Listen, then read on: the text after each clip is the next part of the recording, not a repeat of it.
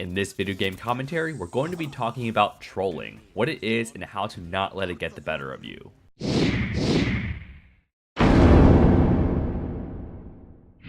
What is going on YouTube? King Kevin here with some Paladins gameplay on the map Fish Market. And before I get started, as you can probably hear, I am sick yet again, so I am making this a shorter video game commentary, and this game in general is shorter, so that is kind of conducive to me doing this as a, really small commentary and then just letting the rest of the gameplay play through as it does.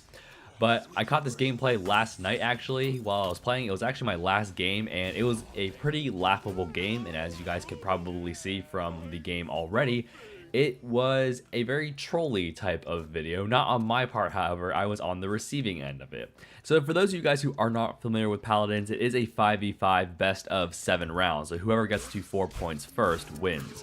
And the best general strategy to do this, or at least one very helpful strategy, is to have something called team composition. Again, for those of you guys who don't know, in Paladins there are 4 main classes of champions that you can play, and most people tend to mix and match them to have a certain type of composition. So, at least in competitive play, the meta is at least double tanks, and then a damage, flank, and healer, or a combination of those last 3 champions that are kind of both. So for example, Maeve, the newest champion, is sort of a flank. Well, she is a flank, but she's also a decent damage dealer.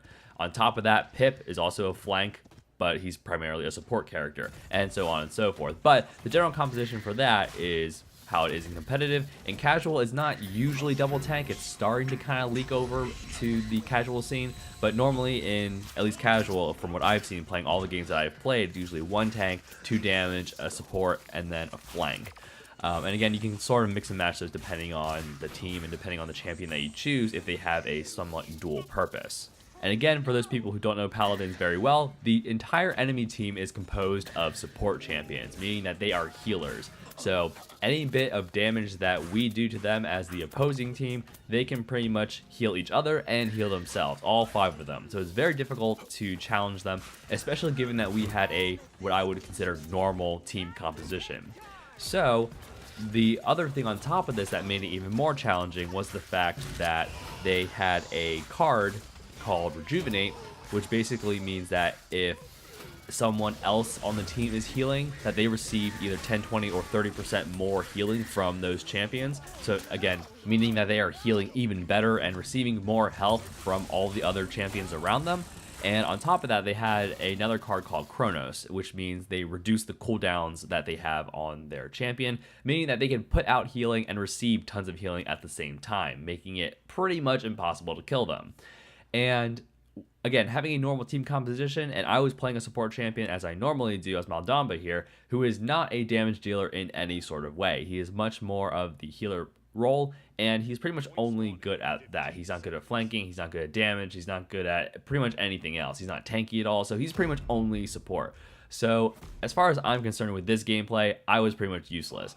We had some damage champions, we had tank, and we had a flank, I believe, but even though we tried to counter them with Cauterize, which is a perk that reduces healing that they can get, it still wasn't enough. Another kind of thing that was going on with this game was not only was the entire enemy team trolling us by picking their whole team composition based on healing, but also some people on our team purposefully did not choose the perk or the card Cauterize that would allow them to more efficiently, or help the team more efficiently, take out the enemy healers. So I think we can all agree that this was a particularly trolly game, both on the enemy part and on our part, and I didn't really take it to heart. I didn't really get angry, I didn't rage at it, I actually had to laugh it off, mainly because it just really was funny. And I remember there's one night I was lying in bed, I was like, wow, I wonder what would happen if they made a PvE mode where all the enemy team were support champions with, Rejuvenate and with Chronos. What would that be like? And we pretty much got exactly what I imagined we would get, which was being steamrolled by that. But the bigger reason of why I didn't really take it to heart was because, again, we had to play our role, and at least we were trying to build a team composition that would be conducive to that, but it just ended up failing in the end. And this is coming from someone who played Call of Duty for a very long time, and they are a very, very caustic community. If you get killed, or if people kill you, a lot of people tend to rage because it ends their kill streak, or it just looks bad because everyone cares about their KD in Call of Duty. In Paladins, your KD as a healer definitely does not matter. You can have a KD of like 3 or 4 or something, and that won't matter if you are outputting next to no healing.